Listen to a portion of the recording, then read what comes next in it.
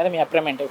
పవన్ కళ్యాణ్ గారు కూడా చాలా బాగున్నారు. ఇంకా ఇంకా ఆయన బాగా ఇలాంటి ఆయన కూటమిలో ఉన్నారు.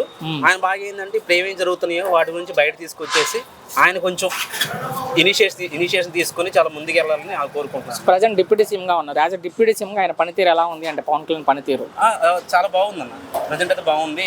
ఎక్కడెక్కడ ఏమన్నా ఇప్పుడు రీసెంట్గా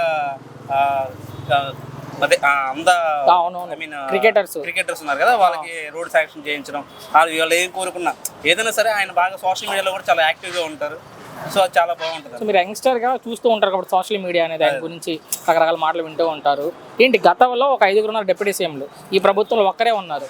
ఏంటి 5? అది కొలియేషన్ అన్న. అది కొలియేషన్ లో చాలా అది ఖచ్చితంగా ఉండాలి. ఓకే, ఇప్పుడు ఆయన ఒక సెపరేట్ పార్టీ. మా పనితీరు గురించి మాట్లాడుకున్నాను. పనితీరు 5కి ఇప్పుడున్న ఒక్కరికి పనితీరు గురించి అది డిపార్ట్మెంట్ వైజ్ అన్న. అది మనం ఏ విధంగానే చెప్పలేము. అంటే ఆయన సినిమాలు చేసుకున్నారు తప్ప జనాలు ఎక్కడ తిరగట్లా కనపడట్లేదు అన్నారు. అలా ఏం లేదన్న. అది కంటిన్యూ అవుతుంది, మంచిగానే చేస్తున్నారు ఆ విషయానికి వస్తే. ఓకే, సో ఆయన సినిమాలో ఉండాలనుకుంటున్నారా, రాజకీయాల్లో ఉండాలనుకుంటున్నారా మీ ఉద్దేశంలో? అంటే లేదు, అది అంతకుముందు కూడా నేను పవన్ కళ్యాణ్ ఫ్యాన్నే.